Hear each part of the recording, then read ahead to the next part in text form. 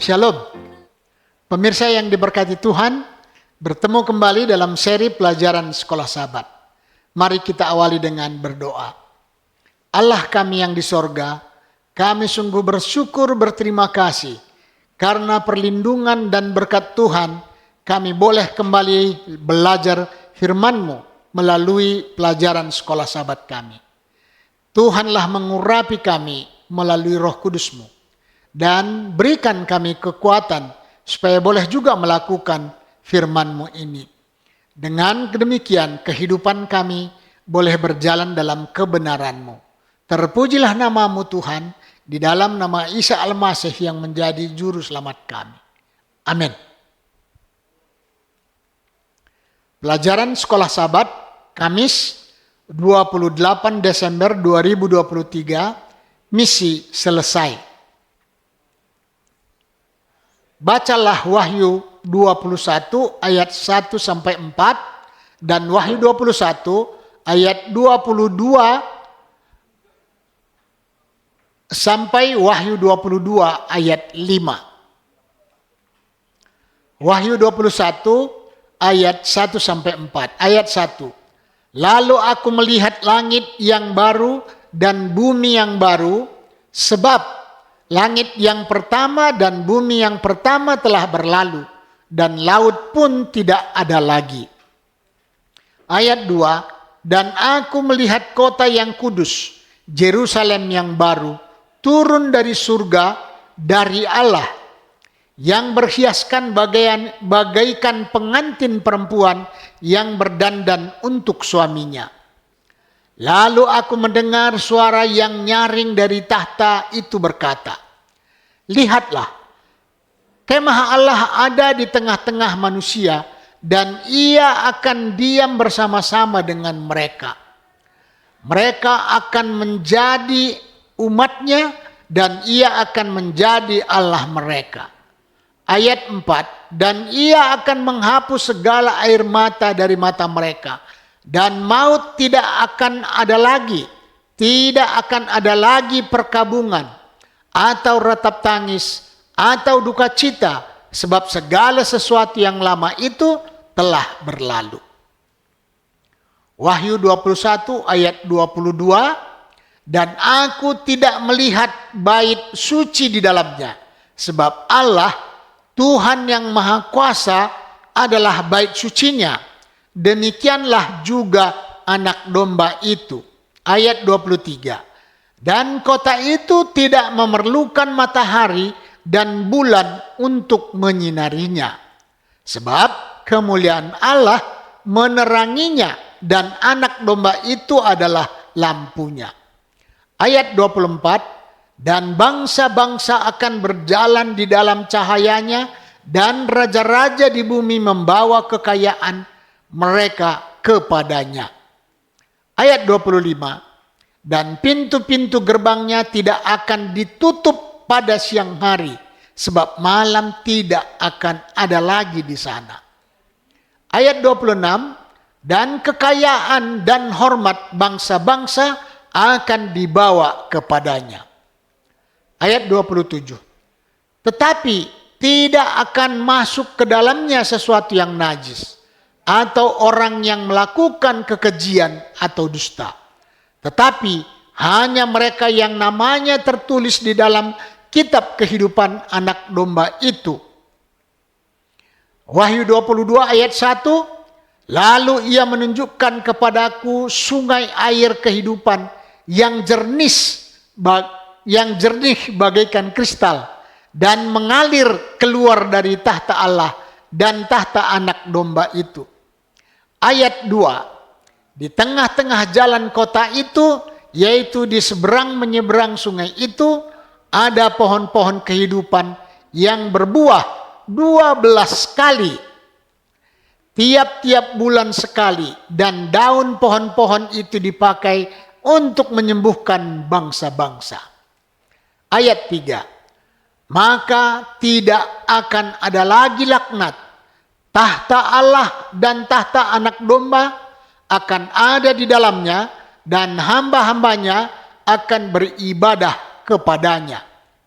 Ayat 4. dan mereka akan melihat wajahnya, dan namanya akan tertulis di dahi mereka. Ayat 5. Dan malam tidak akan ada lagi di sana, dan mereka tidak memerlukan cahaya lampu dan cahaya matahari. Sebab Tuhan Allah akan menerangi mereka, dan mereka akan memerintah sebagai raja sampai selama-lamanya.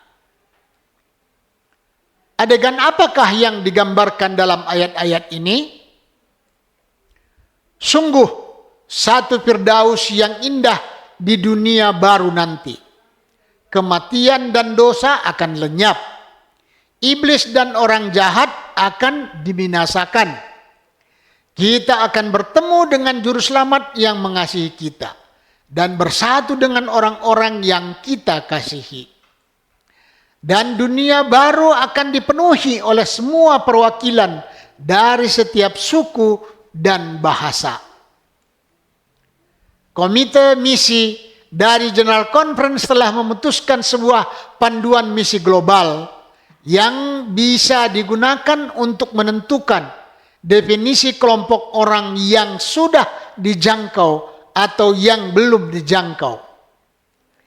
Kelompok orang yang sudah dijangkau adalah yang telah memiliki sejumlah orang dan sumber daya untuk bersaksi secara efektif kepada kelompok yang lain tanpa membutuhkan pertolongan dari luar.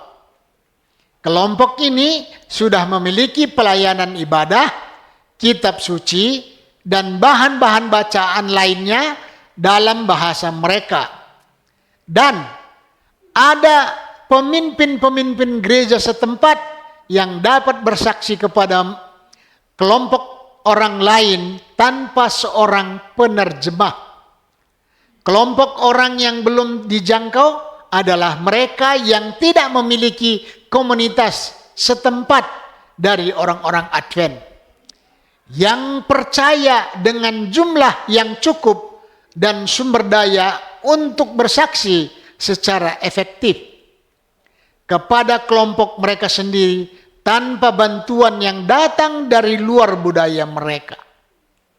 Setiap gereja lokal dan conference harus memutuskan kategori kelompok-kelompok orang yang harus dijangkau dalam komunitas mereka.